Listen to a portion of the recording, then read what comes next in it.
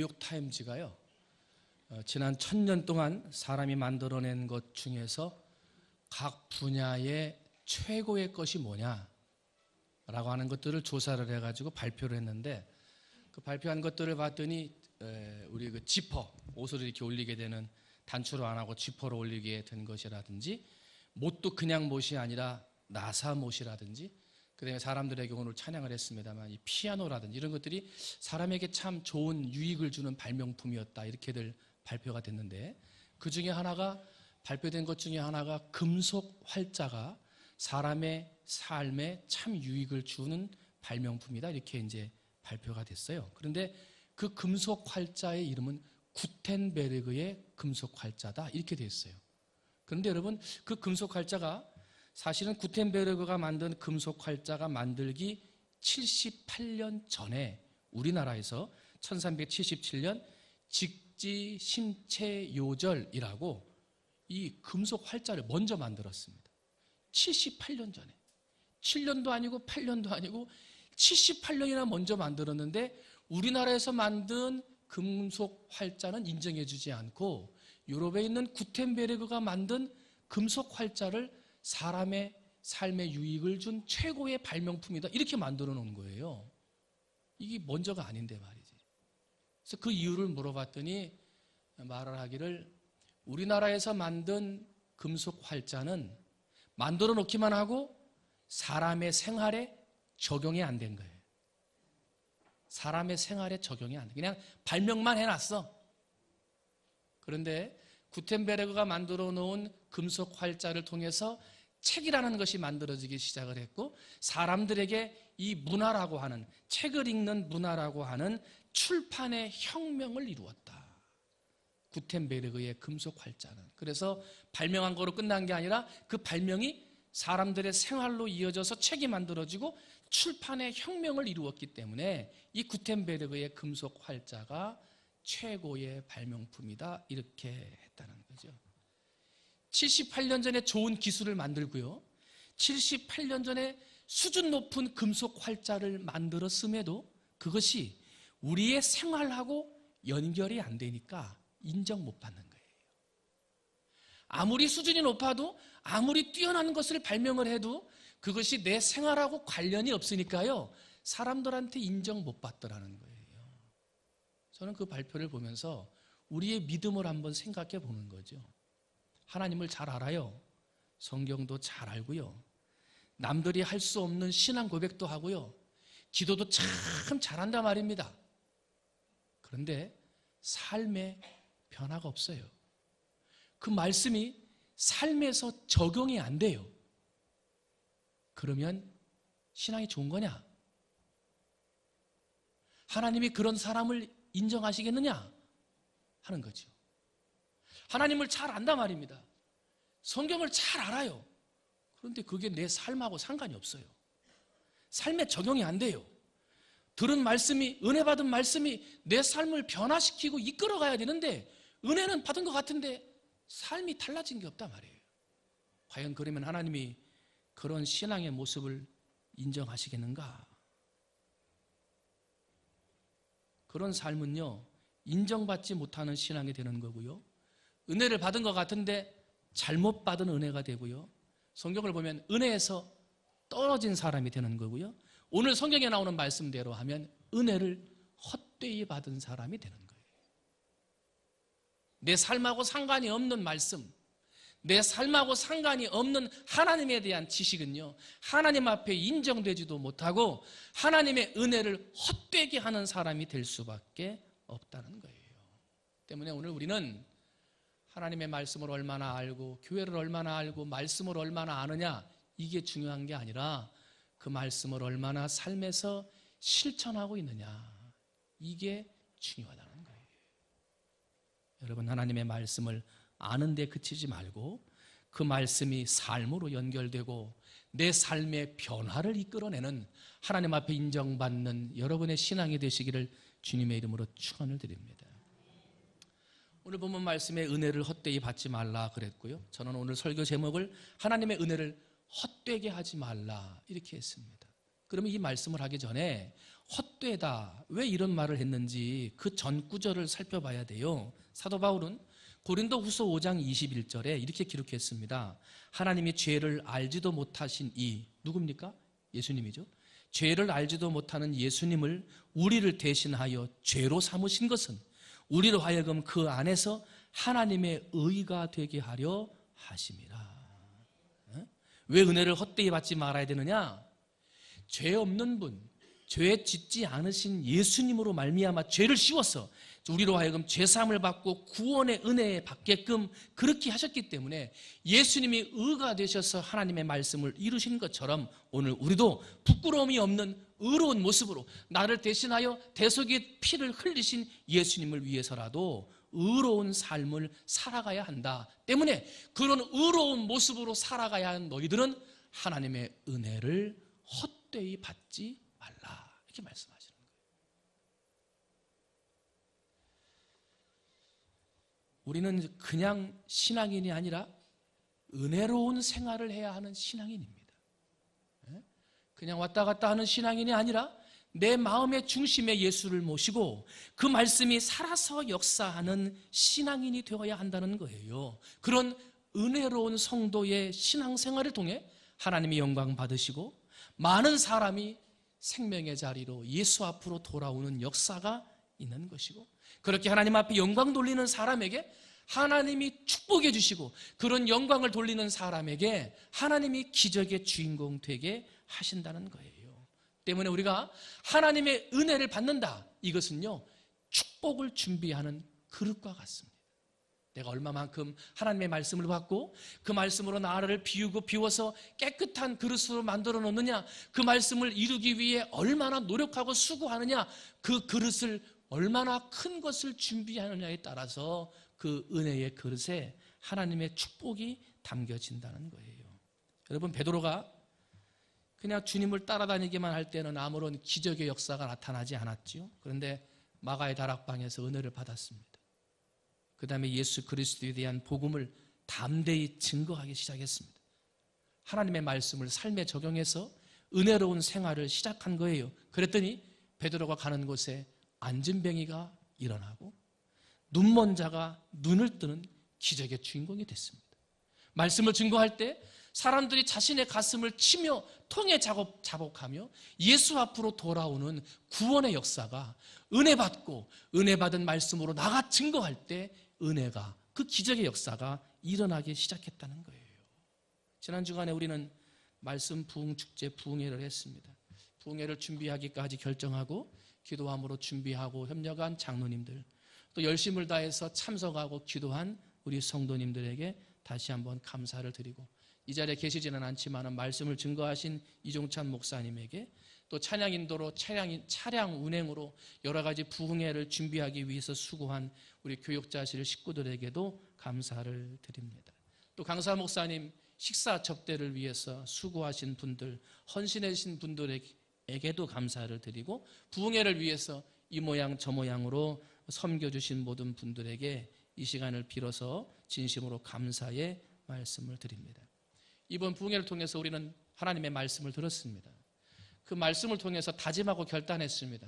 그리고 말씀으로 살고 은혜로 살아야지 결단하셨습니다. 여러분, 부흥회 동안에 들은 말씀과 여러분이 마음으로 다짐한 그 다짐과 결단을 잊어버리지 말고 여러분의 삶과 연결해서 아름다운 은혜의 그릇을 준비해 그 은혜의 그릇에 하나님이 부어주시는 놀라운 축복을 받는 여러분이 되시기를 주님의 이름으로 축원을 드립니다.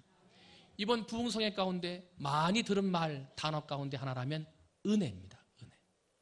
꼭 부흥회뿐만이 아니라 예수 믿는 사람이라고 한다면 성도들이 하는 말 가운데 많이 하는 말이 은혜인 것입니다. 은혜 받았다. 은혜 받으러 가야지. 야, 내는 지금 은혜가 식은 것 같아. 은혜가 메말랐어. 이런 은혜입니다. 가정이 평안하면 하나님 은혜를 주셔서 감사합니다. 수술을 통해서 건강이 회복되어지면 하나님 건강케 해 주셔서 감사합니다 하고 하나님의 은혜를 찬양하는 이 은혜라고 하는 말을 많이 합니다. 그러면 이 은혜가 무슨 뜻입니까? 우리가 잘 알죠. 에베소서 2장 8절을 보게 되면 이것이 너희에게서 난 것이 아니요 하나님의 선물이다 그랬어요. 하나님의 선물이다. 거저주는 것이 선물이죠. 내가 뭘 잘했기 때문에, 내가 뭘 드렸기 때문에 그 대응하는 것으로 받는 게 아니라 값없이 아무 공로가 없음에도 불구하고 거저주시는 선물이 하나님의 선물이요 은혜라 우리가 잘 알고 있습니다. 성경을 보게 되면 갈라디아서 3장 2절에 너희가 성령을 받는 것은 율법의 행위가 아니라 듣고 믿음으로 말미암은 것이라 하고 말을 해요. 성령도 하나님의 은혜로 받는다는 거예요. 성령도 하나님의 은혜로. 또한 예수를 믿는 것도 은혜로 예수를 믿는 것입니다. 사람이 아무리 노력하고 수고해도 하나님의 은혜가 주어지지 않으면 예수를 믿을 수가 없는 것입니다. 오늘 여러분이 이 자리에 앉아있는 것도 하나님의 은혜로 이 자리에 앉아있는 것입니다. 내가 그냥 일어나서 앉아서 나온 것 같지만 하나님이 여러분의 마음에 은혜를 주시고 여러분의 건강에 은혜를 주셨기 때문에 이 자리에 나와 앉아 있을 수 있는 것입니다. 때문에 우리 성도의 삶은 은혜의 삶인 거예요. 은혜의 삶. 여러분 은혜롭게 사시기를 주님의 이름으로 축원을 드립니다. 주후 2세기경에 기독교의 박해가 심했던 동로마 시대에 실제 있었던 이야기입니다. 황금의 입을 가진 사람이라고 하는 요한 크리소스톰이라고 하는 교부가 있었습니다. 이분의 설교는 사람들의 심장을 파내고 사람의 심장을 도려낼 정도로 정확하게 잘못된 부분들을 지적하는, 그래서 회개해서 하나님 앞으로 돌아오게 하는 명설교가였습니다. 그래서 황금의 입을 가진 사람이다 이렇게 칭찬받는 사람인데 이분이 황제 앞에 불려간 거예요. 왜냐하면 황제의 부인인 황후가 죄를 범했는데 황후라고 해서 그냥 두지 아니하고 잘못을 지적하고 회개할 것을 요청을 하니까 왕이 요한 크리소스톰이 미운 거예요. 황제한테까지 그렇게 하니까 이게 미운 거예요. 그래서 황제 앞에 불러 세운 거죠. 그리고 말을 합니다. 네가 만일 이 자리에서 신앙을 포기하지 않으면 내가 너를 이 나라에서 추방시켜버리겠다 하고 말을 해요. 그랬더니 크리소스톰이 미소를 띄우면서 말하죠. 폐하, 저의 나라는 이 땅에 있는 나라가 아니라 저의 나라는 저 하늘에 있는 하늘나라입니다. 그런데 어떻게 저를 추방하신단 말입니까? 왕이 화가 났어요. 그래? 그러면 네가 이 자리에서 신앙을 포기하지 않는다 그러면 내가 너의 재산을 모두 몰수해버리겠다 하고 또 하는 거죠. 그랬더니 또 대답을 합니다. 폐하, 그것도 그렇게 쉽지는 않을 것입니다. 왜냐하면 나의 모든 포화는 저 하늘에 있기 때문에 저 하늘에 있는 포화를 왕이 어떻게 몰수할 수 있겠습니까? 하고 얘기하니까 왕이 화가 났습니다. 이번에 또 말을 하지요. 노발대발하면서 그러면 네가 이 자리에서 신앙을 포기하지 않으면 내가 너를 죽여버리겠다 하고 말을 합니다. 그랬더니 더욱 태연한 자세로 크리소스톰이 얘기하는 거예요. 나의 생명은 벌써부터 하나님 품에 안겨져 있습니다. 때문에 황제 폐하께서는 나의 생명을 빼앗을 수도 없고 나의 재산을 빼앗을 수도 없습니다. 너무나 담대하게 믿음으로 말하는 크리소스톰 앞에 황제가 체념을 했다고 그래요. 여봐라, 걔 아무도 없느냐? 도대체 저놈을 어떻게 하면 좋단 말이냐? 하고 한탄하면서 돌려보냈다고 그래요. 결국은 나중에 유배 생활을 하다가 유배지에서 죽는 사람이 되었는데요. 예수를 믿는 것은 은혜가 아니면 안 되는 거예요. 핍박이 와도 환난이 와도 아니면 내 생명을 해하려고 하는 그러한 위협의 순간이 온다 하더라도 그럼에도 나는 예수를 믿는다라고 담대히 말할 수 있는 것은 바로 하나님의 은혜라는 거예요. 때문에 오늘 우리가 은혜가 필요한 거예요. 그런데 그 은혜를 바로 받고 그 은혜를 제대로 활용하지 못하면 은혜를 헛되이 받고 은혜에서 떨어진 자가 된다는 거예요. 성경을 보면 은혜에 대한 은혜를 받은 사람들의 말이 많이 나와요. 창세기 6장 8절 보면 노아는 하나님께 은혜를 입었더라 그랬고요. 누가복음 1장 28절 말씀 보면 은혜를 받은 자여 평안할지어다 주께서 너와 함께 하시도다 하고 말씀하시며 예수님의 어머니 마리아는 하나님의 은혜를 입었다 그렇게 은혜를 받았다 이렇게 말을 해요. 사도행전 6장 8절 보니까 초대교회 최초의 순교자 스데반이 나와요. 그 스데반도 은혜를 받았는데 은혜를 받은 것으로 끝나지 않고 스데반은 은혜가 어떻게 충만했다. 은혜가 충만하더라 하고 스데반을 소개를 해요. 우리 예수님은 어릴 적부터 하나님의 은혜가 함께 하셨던 사람인데 누가복음 2장 40절을 봤더니요, 하나님의 은혜가 그 위에 머물더라 하고 말을 해요. 똑같은 은혜인데 어떤 사람은 은혜를 받고 은혜를 입고 어떤 사람은 은혜가 충만하고 예수님은 그 은혜가 머리 위에 있더라 하고 얘기를 하는 거예요. 사랑하는 성도 여러분, 은혜를 입든지 은혜를 받든지 은혜가 충만하든지 오늘 여러분의 삶에 하늘로부터 내려오는 하나님의 은혜가 있으시기를 주님의 이름으로 축원을 드립니다. 하나님의 은혜를 입고 하나님의 은혜를 받고 하나님의 은혜가 충만해서 여러분이 걸어다닐 때마다 저 사람은 정말 은혜 위에 거하는 사람, 저 사람은 정말 은혜가 충만한 사람이라고 인정받을 수 있는 은혜 있는 삶을 사는 여러분이 되시기를 주님의 이름으로 축원을 드립니다. 그런데 이 은혜라고 하는 말의 어원을 살펴보면 히브리어로는 헨에서 은혜가 나왔고요, 헬라어에서는요 카리스에서 이 은혜라는 말이 나왔습니다. 둘 다 값없이 주는 선물이다 이렇게 뜻이 번역이 되었단 말이죠. 그런데 이 카리스라고 하는 말은요, 라틴어 성경 라틴어 말에 보면 그라치아라는 말에서 이 카리스라는 말이 나왔어요. 그런데 이 라틴어 성경 그라치아라고 하는 값없이 주시는 하나님의 선물, 이 뜻이요, 그 밑에 보면 또 하나의 뜻이 있습니다. 하나님의 선물이라는 뜻 외에 또 하나가 있는데 그게 뭐냐면 희생한다 하는 뜻이 그라치아에 들어있습니다. 하나님의 은혜는요, 희생하는 거라는 거예요. 하나님의 은혜는 희생하는 거라는 거예요. 하나밖에 없는 아들을 세상에 보내시는 희생, 그 아들을 죽일 수밖에 없는 아버지의 아픈 희생이 하나님의 은혜라는 거예요. 예수님의 은혜는 뭡니까? 하나밖에 없는 생명을 희생하는 은혜예요. 모진 채찍과 핍박과 고난을 당하면서까지도 사랑을 베풀기 위해 자신의 생명을 희생하는 은혜가 예수님의 은혜입니다. 때문에 하나님의 은혜를 헛되이 받지 말라, 예수님의 은혜를 헛되게 하지 말라 하는 이야기는 이렇게 희생을 통해서, 하나님이 희생하고 예수님이 희생을 통해서 우리에게 선물을 주셨으니 그 은혜를 헛되게 하지 말라, 그 받은 은혜를, 값어치 있는 그 은혜를 헛되게 하지 말라라고 가르치는 거예요.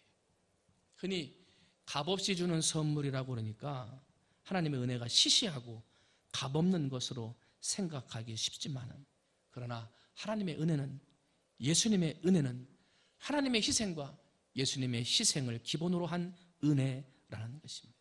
여러분, 우리가 받은 은혜가 하나님이 희생한 은혜요, 우리가 받은 그 구속의 은혜가 예수님이 희생한 은혜라는 것입니다.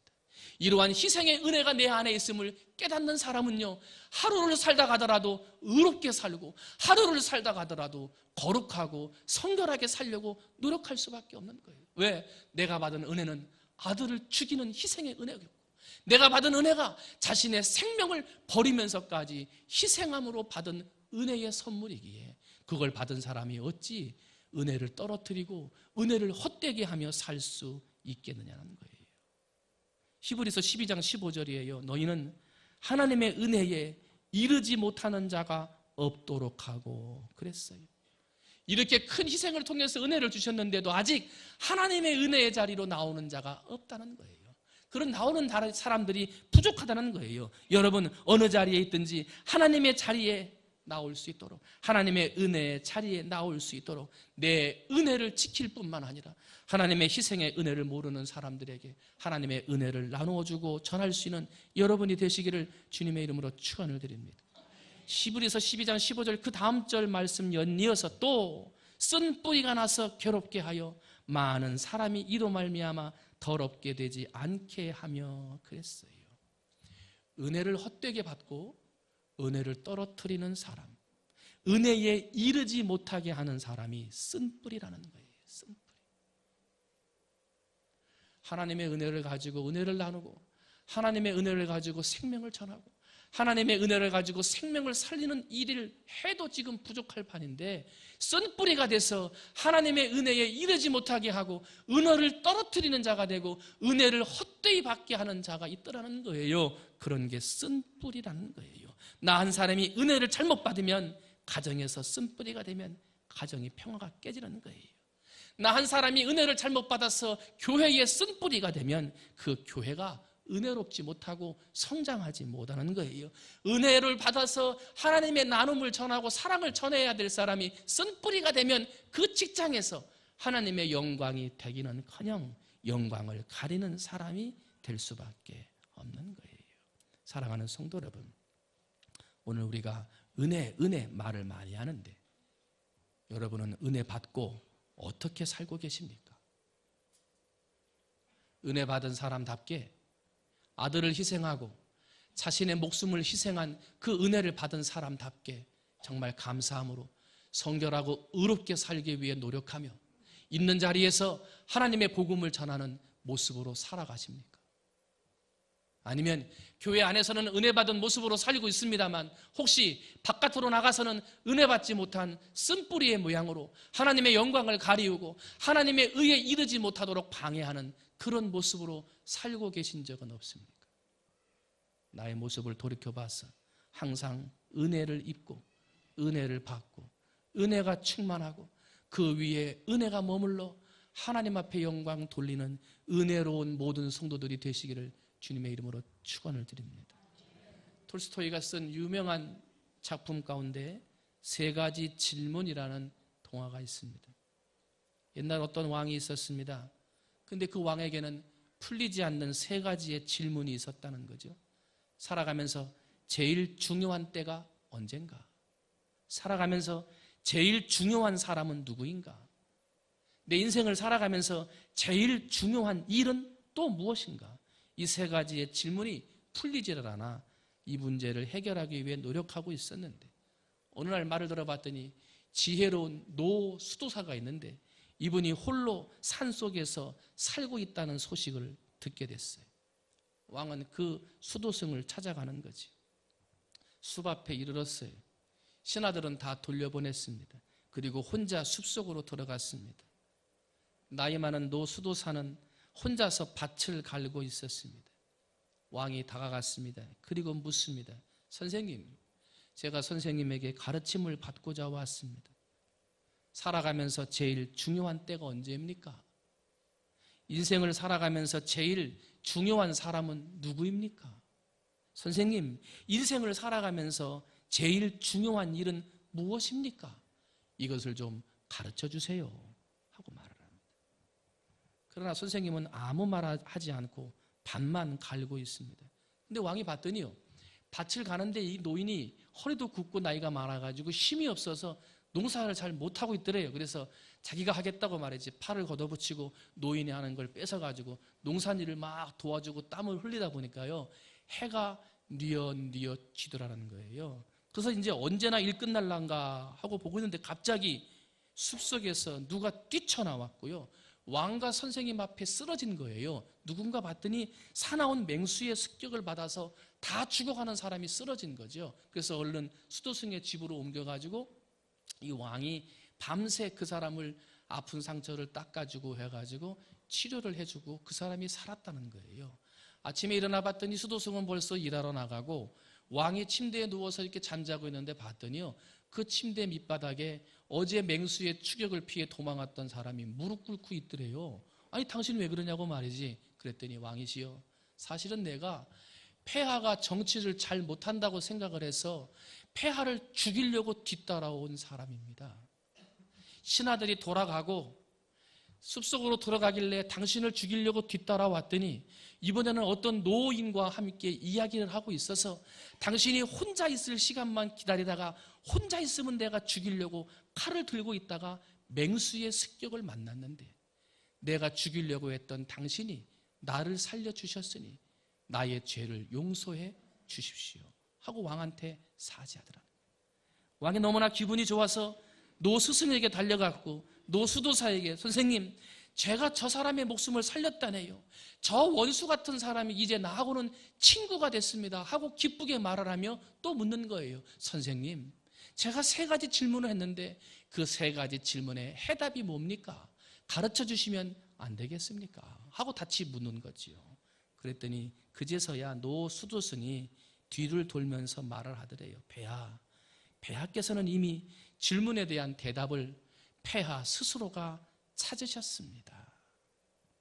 하는 말이, 만약에 폐하께서 어제 저를 도와주지 않으셨다면 이미 폐하는 저 사람의 칼에 맞아 죽었을 것입니다. 때문에 살아가면서 가장 중요한 때는 바로 지금 이 순간입니다. 가장 중요한 때는 지금 살고 있는 지금 이 순간입니다. 그리고 가장 중요한 사람은 지금 이 순간에 내 앞에 얼굴을 대하고 있는 그 사람이 가장 중요한 사람입니다. 그리고 지금 이 순간 내 얼굴을 대하고 있는 그 가장 중요한 사람에게 하나님의 사랑을 실천하는 것이 가장 중요한 일입니다 하고 가르쳐 주더래요. 하나님의 은혜를 받고 하나님의 은혜를 전하고 은혜를 나누는 사람이 되어야 합니다. 은혜를 헛되이 받아서는 안 됩니다. 받은 은혜를 헛되게 해서는 안 됩니다. 쓴뿌리가 돼서 사람들이 가는 의의 길을 막아도 안 되고, 쓴뿌리가 돼서 하나님의 은혜를 떨어뜨리는 사람이 돼서도 안 되는 것입니다. 어떻게 살아야 되겠습니까? 하루하루 살아가는 지금 이 순간, 그 순간에 만나는 바로 그 사람, 누군지 모르지만 내 앞에 서 있는 그 사람에게 하나님의 사랑을 전하고 내가 받은 은혜를 전할 때 여러분은 은혜를 전하는, 은혜 위에 충만한, 은혜가 있고 은혜를 받은 성도의 모습이 될 것입니다. 이제 앞으로 일주일 동안 살아가시면서 어느 자리 어느 사람을 만나든지 그 있는 그 자리에서 내 앞에 있는 그 사람에게 하나님의 사랑을 전하고 내 은혜를 나누어서 은혜 입은 자답게, 은혜 받은 사람답게, 은혜 충만한 사람답게 살아 하나님의 영광 돌리는 우리 사랑하는 충무중앙의 성도님들이 다 되시기를 주님의 이름으로 축원을 드립니다. 기도하겠습니다.